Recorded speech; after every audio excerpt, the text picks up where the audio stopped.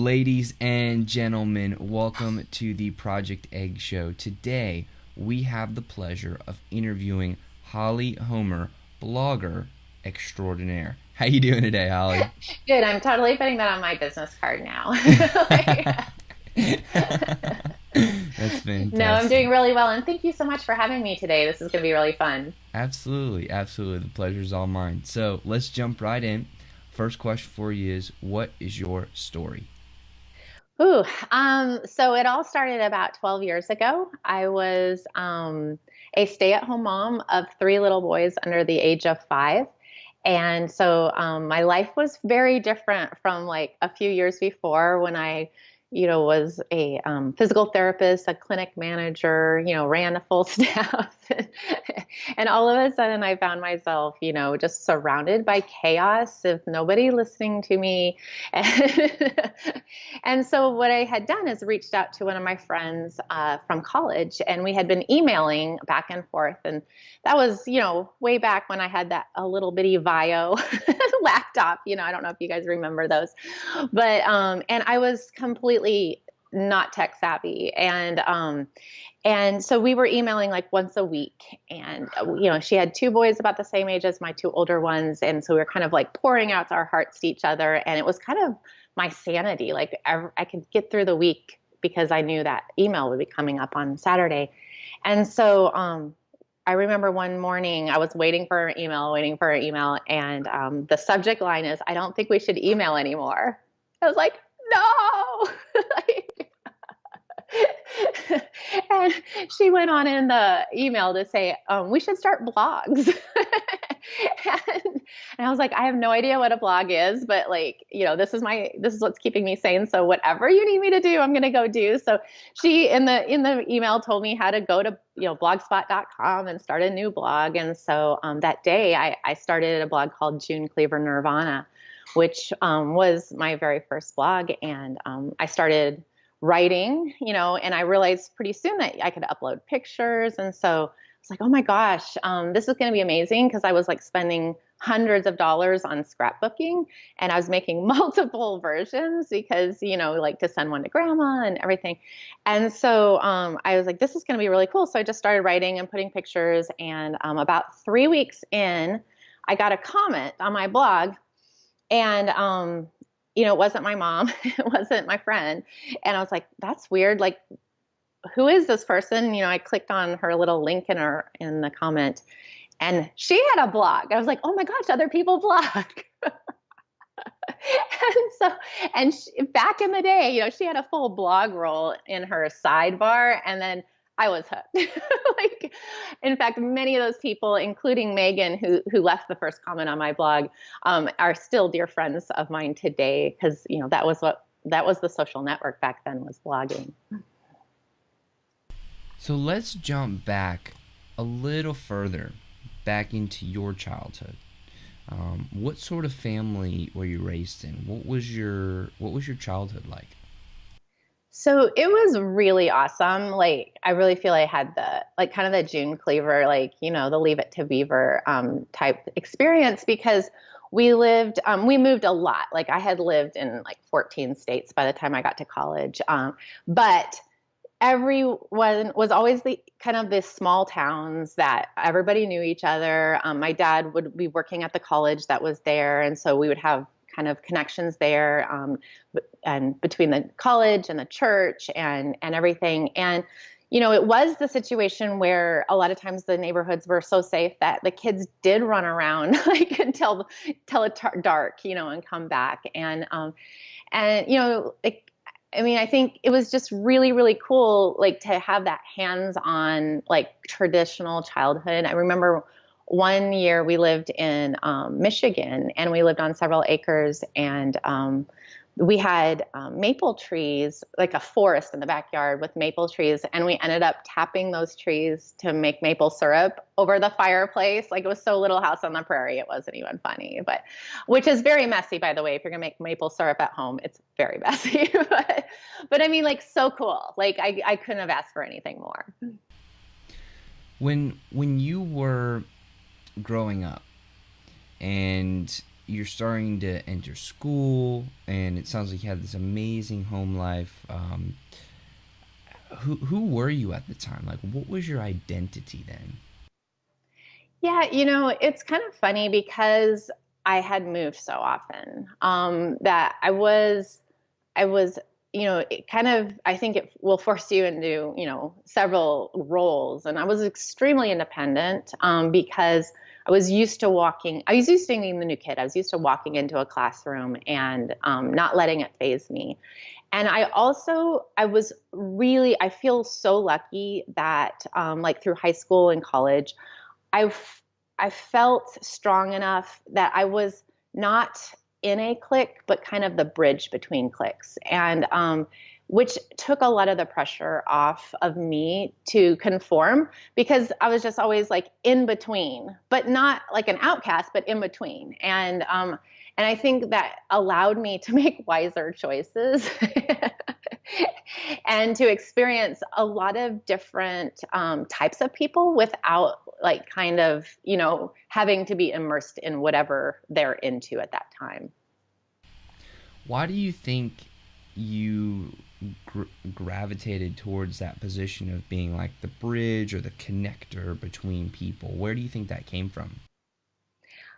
I have no idea. And my mom has said that before about kind of my personality. She says, you were the social director when you were like two. I was always like, there was no one could rest at home. We had to go do something and, like do this or do that or go here or go there. And in fact, I have a kid over there that's similar. So I put up with it because I recognize it. But and so it's just part of like just always wanting to be on an adventure, I think, and seeing a lot of what's going on is not taking it too seriously. Like it's not the end of the world. It's, oh well, that didn't work out. Like let's try something else, kind of thing. So I think I think to a certain extent there's some things that are just inside of you that like you either push down and try to ignore or it just pops out and you kind of leverage it for the future. That sense of adventure and that sense of almost resiliency, right? Like if something doesn't work out, try something else. Do you feel like that has now manifested itself in your in your career? Oh, absolutely. Because, I did the traditional thing. I went to, high school, I went to college, I went to graduate school. I, got the job, got the good job and worked and in a traditional, profession. And then, when I started blogging, it was as a hobby. And then as things grew and grew and grew and I started seeing other opportunities and taking opportunities just because they were fun. Like nobody was making money at the beginning of this. And just, being always kind of up for whatever could come my way has completely changed the way my family lives because when I got married, my husband was in medical school, and I was a physical therapist. And so, we went through, internship and residency. And then, he was in the Air Force. And so we were like, when I was that stay at home mom, in a suburbs of Dallas, my husband was at the hospital working. And then now, you fast forward 12, 13, 14 years, and he retired 2 years ago to join the company. We both work from home now. We partially homeschool the kids. It's so non-traditional. It's like not even funny. So as you're moving through high school and you're this connector, you're very adventurous, nothing's really keeping you down. How did you decide what you wanted to study in college, and how did you make the decision of which college to go to? So, like, I was really interested in, I really like science. Like, chemistry was one of my very favorite classes. And I didn't want to be a nurse. And I didn't want to go to medical school. Like, it just seemed like it is really long. Don't do that. Um, and so I found physical therapy, and I liked it because I had never been athletic, but I had always liked to be part of a team. So I had been doing like the stats for our high school's boys basketball team. And so, and run the scoreboard every once in a while when somebody didn't show up, which was a super scary thing to do. And I mean, like, if you make a mistake on the scoreboard, like a whole gymnasium of people know that.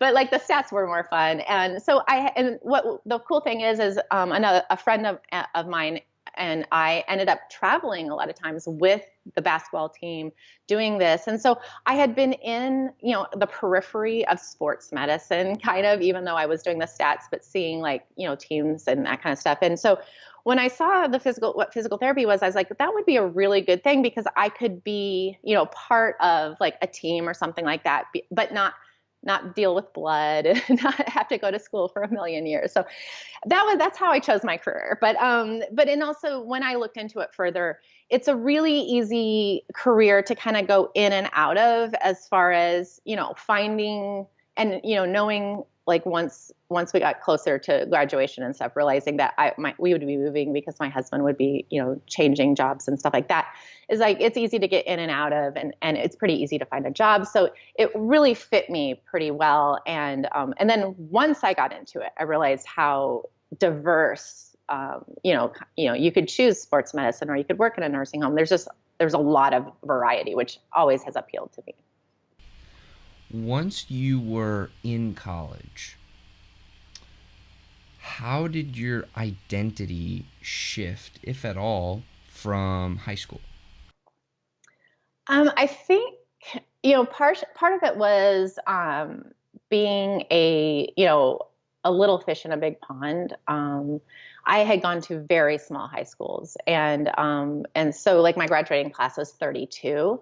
And even though I chose a small college at first, and I changed colleges like 4 times, so like you do not have to make a decision that's ever final. There's no final decisions in life really, but so like it was kind of, oh my gosh, like there's so much more out there than what I had seen, and so many more people to meet, and then I spent a summer at the University of Maryland. Just taking classes, and that just blew my mind. Like to park and have to walk 30 minutes to a classroom, and then you get into an amphitheater and in a lab, and it was crazy. And I just like, oh my gosh, like I've never, like, this is just like a whole nother country to me. I ended up going back to a smaller college, but it was really cool just to see it. Once you were in PT school, I'm not sure if that's the right the right vernacular. So once you were in PT school, what did you spend your time doing? I mean, were you studying? Were you still going on adventures? Like, where was your time really going? Yeah, I mean, I've always had to study a lot. I'm a good student, but I had to work for it, and so studying was really definitely what my life kind of revolved around. And in fact, the first summer of physical therapy school is you spend in dissecting human beings in a lab, and it's so cool. And it's like kind of like almost like from morning to evening. You have like lectures in the morning on gross anatomy, and then the afternoon in the lab. And I loved it. Like it was really, really fun. And I ended up the next summer being a teaching assistant for the incoming class in the dissection lab, and just like, and so the summers were really interesting because you're just like covered in this terrible smell that permeates your clothes and your hair, and like nobody else wants to talk to you or be near you the whole time. And then on the weekends, this was in Southern California, so on the weekends we would just head to the beach and air out. So there wasn't a whole lot of adventures like during the week, but on the weekends we would get out and go to the mountains or the beach or something like that, just to get away and get some fresh air. Once you left PT school, or I guess graduated from PT school, what was your journey really like from there? So it started, we had 1 year before my husband was also going to graduate from the same university that I went to, graduated from the PT school. And so I was looking for a job and ended up, you know, even though it was just 12 months, ended up taking two different jobs that were extremely different. One was, in sports medicine, and then we were about 55 minutes from Palm Springs. And so I ended up, the second job, which I fell in love with, was I was at one of those super high end nursing homes in Palm Springs, was like working at the Ritz-Carlton. And I really, really enjoyed that because it was more of a relationship based, like you'd see the same patients, you could really get motivated, you could really motivate them and see results because you were seeing them over and over again, and they were listening to you for the most part. And so it made me realize that was more, even though I got into it because I thought I'd want it for the sports, this was more my, kind of where I fit. And I ended up over the years specializing in chronic pain treatment, and which sounds horrible, but it doesn't sound like much fun at all. But the cool thing about that is that I really realize I'm results oriented. Like you can make a huge impact in a short amount of time when you have someone that's starting at such a low place in their life. And so it was like literally magic. Over a month, you would see this transformation of somebody who had just, given up, lost their wife, lost their job, lost their ability to work, lost their ability to, enjoy life. And then, 5-6 weeks later, they're back, they're themselves, they have personalities, they have interests and hobbies, and the ability to do things. And I think that, like, I just fell in love with being a part of that. So then, how long were you practicing until you then went to take care of your children? Yeah, I worked for about 9 years, but I had teased my husband since we had been married that as soon as he had a paying job, because he was still, of course, in training, residency, and all that kind of stuff, I said, as soon as you have a paying job, like, I'm quitting and I'm having kids. And of course, life's never that simple. But when I finally did get pregnant, and he was gainfully employed, even though it was an Air Force job, is that, I didn't even, I think I quit when I was probably 5 months pregnant because I was super excited. But I didn't even make it till 9 months. But because it was one of those things that I had always like dreamed of being, is, the stay-at-home mom. I loved my career. But like, I don't know, that was an adventure I wanted to take. So you mentioned how when you were graduating from PT school, your husband was in medical school, I believe. When did y'all meet? Maybe you could tell us a story on that. So, it's crazy. I mean, like, literally, you're going to think I'm like the flightiest person in the world, but I had decided, I was going into my sophomore year of college, and I had decided to go out to California to go to a college out there. And I had a roommate that I was going to go with, a friend that from my previous college in Lincoln, Nebraska. And we had decided we go out. That college actually started like maybe 3 weeks later than most of the colleges in the Midwest. And my parents had just moved to Austin, Texas. And so I drove one of their cars down, of course, to their new home. And the whole time I'm like just grumbling, like, Texas, like, why Texas? Like, I mean, really, couldn't you find, like, do we have to go to, I mean, like, I just had this like whole thing in my mind that we were going to be living like with cactus and cowboys, and I had no interest. And so I get down to Austin, and if you've ever been to Austin, you walk into that town and you're like, what? This is like super nice.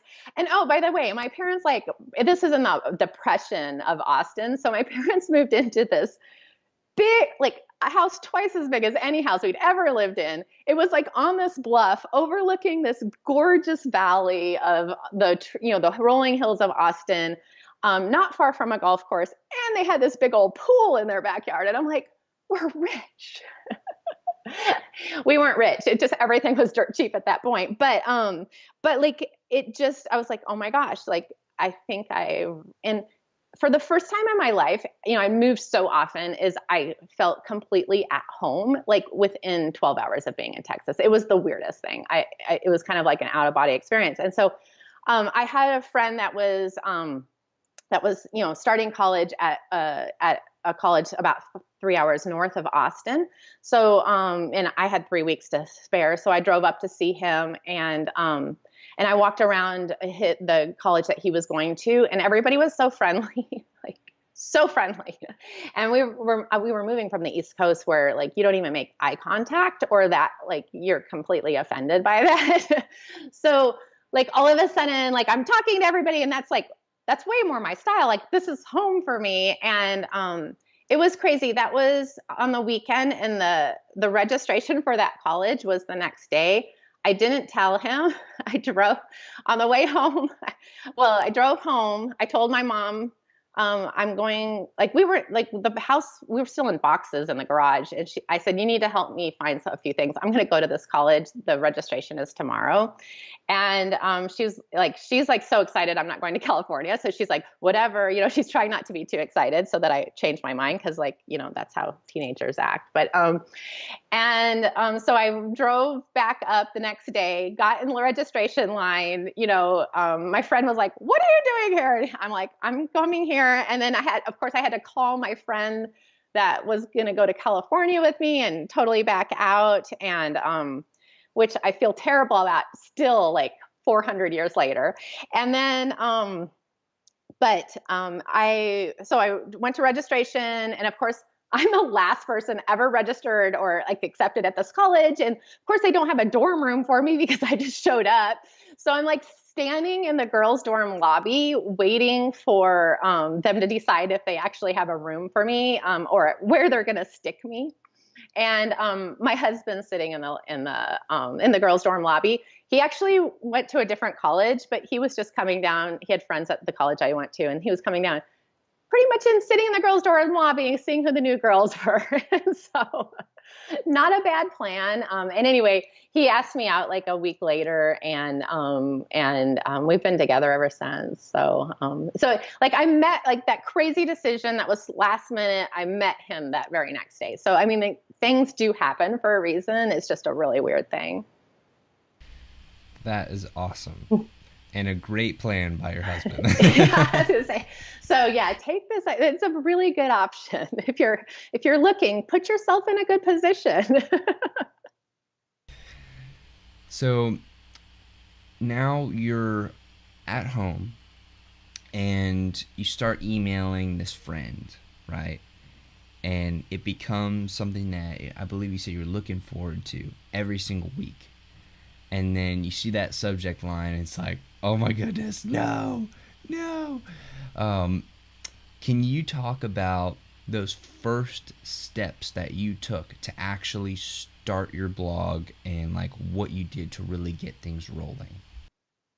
Yes. So, I think the simplicity of doing things when you have no idea what you're doing is kind of a beautiful thing, because at first it was literally like filling out the questions that, what do you want to name this? Like, what do you want on the front page? What do you want on the second page? I mean, just super, super like, oh, well, I guess this. And also not having to follow somebody else or something like that is kind of cool, because like I literally had no idea, So, getting started, and then, kind of finding my voice, and really finding like, I don't have writing experience. Like I was sitting in labs all, during college, I wasn't doing creative writing and stuff like that. And so really finding that was in me, and realizing that if this is something I like to do and I did it every day, I would get better at it. And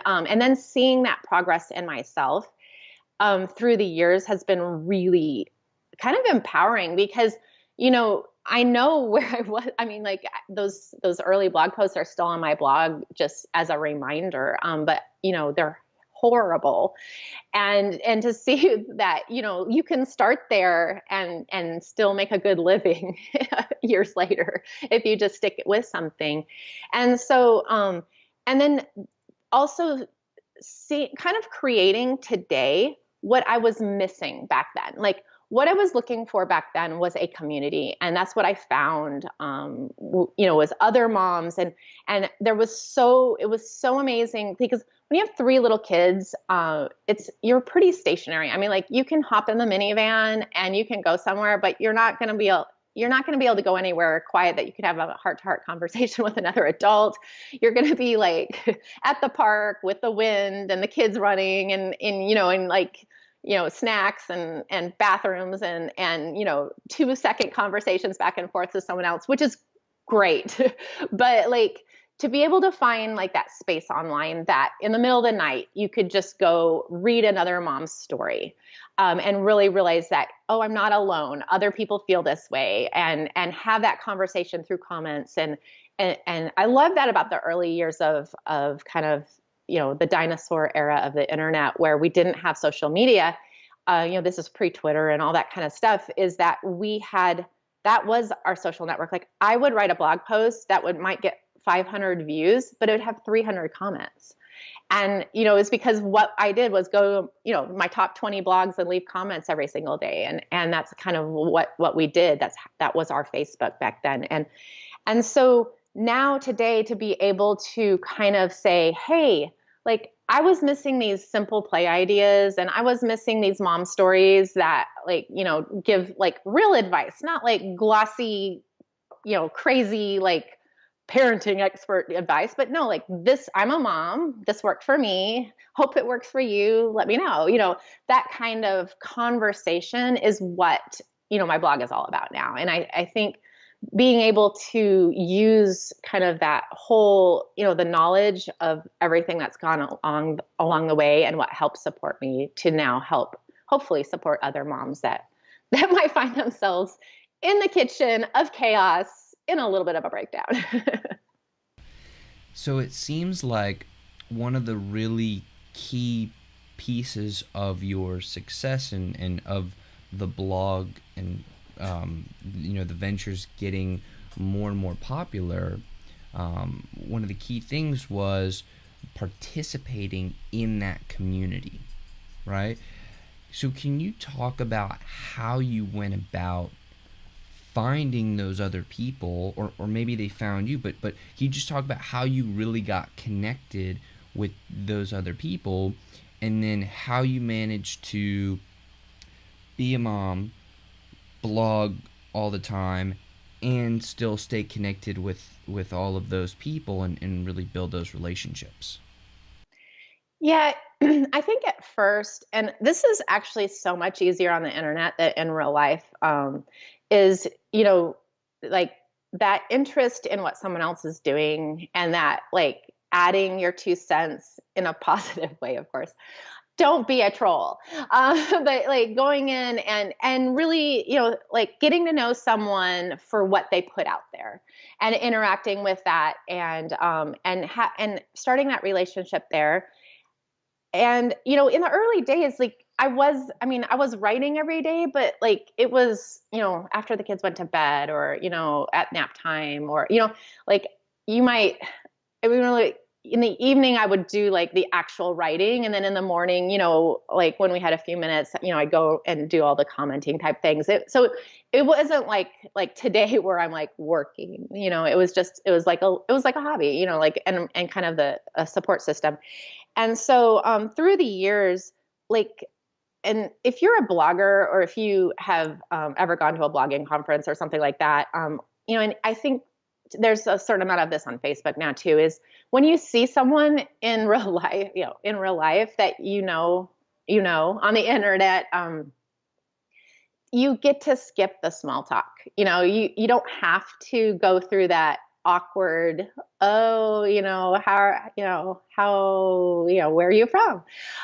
You get to jump right back into being a friend, and hey, we're only gonna be here in person for 2 more days, so let's make the best of it, and you kind of drop into those relationships without a lot of the, I don't know, these, kind of adult worries of, oh, do they think I'm stalking them? Or you know what I mean? It's okay. That's how these relationships roll, which works really well for me. Because, you could have that, you could not see, I have friends, that I could not see for a year, and I see them at a blogging conference, or I see them at an event, or they drop into town a year later, and you just drop into where you were. And I think that's really cool, not to have that agenda, or, oh, I'm really offended because you didn't call me last week, kind of thing, which is quite cool. So I think that's what I would recommend. And then the other thing that I find really interesting is that when you are there in person, it's okay.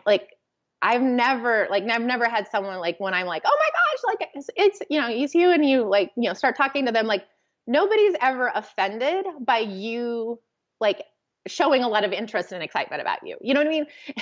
But yet you'll go to a cocktail party or something like that, and there's all these people from the internet against the wall. And you're like, no, y'all get in here, because by the end of this conference, you're all going to be in here talking to each other. But you're holding back because you're not sure. And so throwing yourself into a conversation, even with a complete stranger, do it. It cuts out that small talk. So we've talked a lot about how you've gotten to where you are now. But can you really get granular on exactly what you're working on now, and the different things that you're involved in?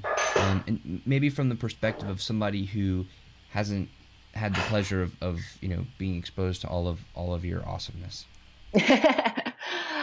So my main project is kidsactivities.com, and that is a website that has super easy, simple, traditional play ideas for kids, like crafts and learning activities, and just everything you can think of, even family activities, things you can do with your kids in just a few minutes, and it's purposely not the Martha Stewart version. I really feel like I have such a passion for don't spend more money. It doesn't matter what it ends up with, the whole point is that you're going to sit down and do this with your kid, or that your kid's going to do this and learn something, or have some fun, or, step off of Fortnite for a few minutes. So, that's kind of the main thing. And then, what coordinates with that is the Quirky Momma Facebook page, which, has now 3.4 million fans on it. And that has been kind of the Facebook community that supports Kids Activities blog. And yet on Quirky Momma, we even go a little bit farther into the parenting resources and even some pop culture and stuff like that. So, but it's all positive. We stay out of the controversial subjects because we want this to be the sunshine and the rainbows on the internet. And because I think moms in general just put a lot of pressure on themselves, and we don't want to add to that. But so that's my main project. And then I run an online boutique, an online clothing boutique with a partner, Jamie Harrington. It's called AKA Mom. And so here again, supporting moms with, really fun, clothes that aren't super expensive and, that make you cute, and figure flattering no matter what size you are. And the fact that it literally doesn't matter what size you are, because we're all going to shop together, because we won't buy something that we can't get in small through 3X. And which I think is just again, why are we worried about what our size? It doesn't matter. There's so much more important things in life that doesn't matter. So I do that. And then I have, I do teach other people to blog and monetize and all the all the crazy things that through the years I learned the hard way. You do not have to do that, and that's on hollyhomer.com. And the other thing that I am involved with is some network marketing as well online. And because I also love that because I feel like, people make fun of network marketing and I get it, but it is one of the things that is the most, like you can start a business for like under $150, which is no risk. And you could potentially make that into replacing an income or just a few hundred, like most moms are just looking for a few hundred extra dollars a month, which is life changing to their family. And it's a really easy way to do it. And so, I just feel like, why would we, I don't know, why would we mock something that's so powerful? Like, if you opened up a coffee shop in town, you would be, $350,000 in the hole before you even started. You'd have a 5-year lease and you have no more, opportunity there than you do with something that you buy $150 kit. So I don't know. I just really think it's cool. And so I do that and I lead some teams in those companies as well. So it sounds like you're a little busy these days. Just a little. So when you were going about building all of these things up, I mean, was it just entirely organic, or did you deploy other marketing strategies? Because it seems like we kind of went from, you started blogging, you started connecting with other bloggers, commenting a lot on their posts, and then you would write a blog post, and then you would have 500 views with 300 comments, which is amazing. So crazy.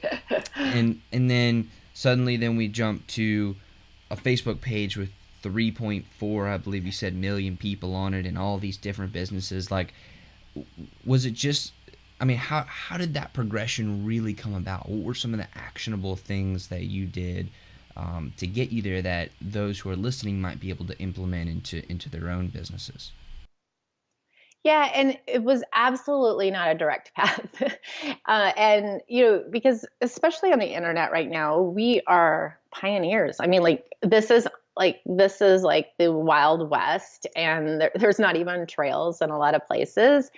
And thankfully, we don't get scurvy or whatever. I mean, or dysentery. Like the stakes are a lot low. I mean, that's what's so crazy is all of this was put together with sweat equity. Like I never spent money on anything. And it was really by following what interests me and what passion or trying to solve a problem. Like I think about, I'm here in Dallas and so like early on the local news would ask for, some bloggers to come on and, do something, on the local news, which, it's a pretty large market, by the way. Like if you and what happened is I would get on to like a 30-second segment and be frozen with, just petrified for the first 18 seconds, which is super embarrassing. And and I was just like, I remember I left the studio one morning. I was so mad at myself that here I had this opportunity to say something, to get my word out to a larger audience, and I just sucked.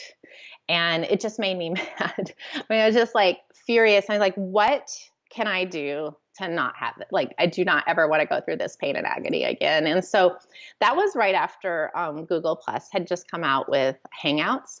And so, and I was what my biggest excuse for not doing video, on YouTube up until that point was because I can't edit it and I don't have time to edit it and I have no interest in editing it. So I realized that if I just push the live button on Google Plus, that solved all my problems. Nobody expected me to edit that. So I decided I was just going to go live until I wasn't nervous anymore. And it was 100 hours, almost exactly. So, but what's so crazy about going live for 100 hours is that you get better at stuff. I mean, while you're getting over your nerves, you're getting better at storytelling, and you're getting better at, interacting with people on live video, and all of a sudden, I also have a YouTube channel then that has 100 hours of video on it that other people started watching, because most of it was how to blog and social media and stuff like that. And because I was just, kind of, talking about what I knew. And so that opened, just the doors to other things, and people seeing, that like I had something to say, and then, then I was speaking at blogging conferences. And then I was really, really excited when Facebook like rolled out the live video, but I was not in the beta. So like, people had it for 6 months before the rest of us did. And I just remember I kept going to my page to see when the live video, do I have live video? Do I have live video? And I got it on a Friday. And so I, like, a few hours later, I was live on my page, and I kept going live. And 2 weeks later, I got an email from somebody that said, "Hey, this is so-and-so at Facebook. Do you have time to get on the phone with us?" I'm like, "Oh, let me check my schedule."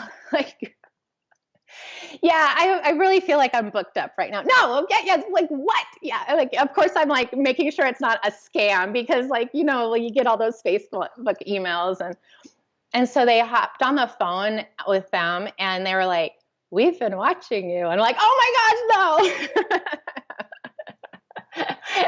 Because they're like a stay-at-home mom from Texas, like just talking, like literally talking about potty training online. So, and what happened is they ended up inviting me and 19 other people who were early adopters to Facebook Live, to Hollywood, to meet with the Facebook Live team, have that dream dinner party thing. Like, when you like, who would you invite to a dinner party? What celebrities or whatever. And that was literally, I just remember sitting at this long table with these 19 other people thinking, this is the dinner party I would have put together if I had any knowledge. Because every single one of those people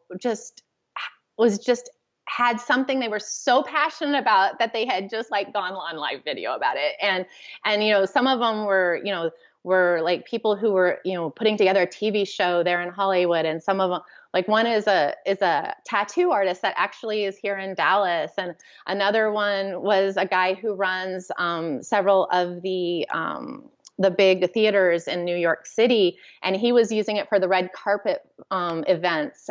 And so, like, just people I never would have met in any other way were all sitting at the table. And I think, like, my takeaway from all of this is that it's there. Like, and it's whoever, it's not because I'm like smart or a lot more articulate or, prettier, or it's because I turned on the camera. Like, it's literally as simple as that. And yes, it sucked. Like, I was horrified that they had been watching those, but then, like, now, like, I'm decently capable at it, what I mean? Like, so, but like, and that's kind of the journey. And it doesn't matter if it sucks, if you suck at first at anything, because you're like, that education you get through there is not something you can get any other way. That is amazing. An amazing story, and such amazing value that you just provided. I want to thank you very much for that. And to everybody who is listening, I highly, highly, highly encourage you to go back and listen a couple times to what Holly's been saying, because the genius is there, but there are layers of it, right? And I'm not even sure I got all the layers, but there's so much value in everything that Holly's been saying. I highly encourage you guys and gals to go back and listen a couple times to really, really let all of that sink in. So we've talked about where you've been, and we've talked about what you're doing, and I appreciate you spending so much time on the interview. Can you quickly tell us where the future is going to take you, and then I have a few more questions, and then we can wrap up. Okay. Yeah. And I'm terrible at planning. like, so, but I've learned from the past a little bit because like, if you had asked me 5 years ago, where would I be? Like, I couldn't have even dreamed this up. And so like, 5 years from now, I'm going to be doing something that isn't even invented yet. Like, that's just pretty much a given. And I'm like really excited to see what that looks like and what that is. And I remember back in the Oprah days, like when we were all supposed to be making vision boards and planning our 5 and 10 year goals, which thank God I didn't do that. But like they were like, well, what do you want to do? What do you want to be? And I'm like, well, like if I had a choice, I'd just be Oprah. Like, and then I'm like, but nobody's ever gonna hire you to be Oprah. Like you have no skill set. And then I was like, but but what I can do, like, is I can just make it myself. Like, I can pretend like I'm Oprah, or I can, do the Holly version of Oprah, or whatever that looks like for me. Because when you run your own company and when you control your own destiny, I can turn on a camera today and do whatever I want to, and nobody can come through me like, yeah, Holly, you're not qualified to do that, or oh, Holly, you have the nerve to interview someone or to tell that story. Is because, and that's what I love about being an entrepreneur, and that's what I love about having my own platform to really like mold the way I see fit, because I don't have to abide by other people's rules. I don't have to wait for that opportunity to come to me. Like I can make that opportunity myself. And so like I see just more amazing things coming forward. I think video is always going to be a big player especially in our future, and especially on our future in the internet. I'm really excited about seeing like Amazon Prime integrating Twitch, and I think there's so much like opportunity going forward for those of us who are willing to create content, because just like a few years ago in blogging, like it was expensive for these companies to create content. So bloggers, if we were willing to write, we were competing against big magazines with huge editorial staffs, and we had no overhead. And that's really where video's going, it's really expensive for companies to put out something, and they have legal implications and payroll and all sorts of stuff. And here we are, like, turn on the camera, put a green screen beside you, and you pretty much can do anything. And so like choosing your own adventure, I think, is just a continuation of what we're already doing now. That's fantastic, Holly, and I want to thank you so much for coming on the interview today. I really do appreciate your time, and I'm very grateful for the time we've been able to share together thus far. So 2 more quick questions for you. Is there anything about yourself that you think is an important part of who you are that I did not ask you about today? In other words, what did I miss? I think the only thing that is kind of what I was saying a little bit earlier, kind of reemphasizing that, like, there was no special skill set. Like, in fact, an absence of skill set. It was really kind of what I leveraged to get where I am today. And the way that happened was really through just doing something every day. Like, and my brain, like, one of my favorite movies in the whole world is What About Bob?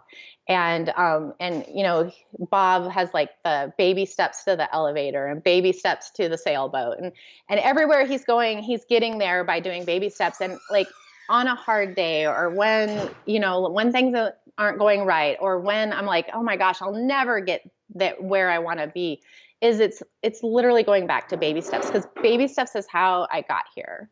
And just a little bit of momentum, even if it's in completely the wrong direction, is really, it's momentum, and momentum is what you can keep going with. And so I just like, it's not, oh, it's because she's Holly, or oh, it's because it's Ben. It's because, like, I just took a little action today, and a lot of people haven't really identified that as something, or have refused. And I think that's what sets some of us apart, that that may have built something over a time period is just because it's not any magic formula. It's just like, oh, I'll do a little bit every day. So last question for you. And it's a little bit of a selfish question, so I'd appreciate if you humor me a little bit. I'm 24. I have a couple different businesses, and my greatest passion is this show. What question should I be asking you that I just wouldn't think to ask? Ooh, that's a hard question. You know, I think maybe, to ask me what I would tell my 24-year-old self, you know, and I'll answer that. Like, I think, I think the opportunity today is is unlike anything else we've ever seen in the history of the world, quite honestly.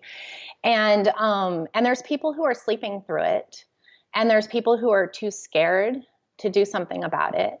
And there's people who think that they're not worthy of doing something about it or participating.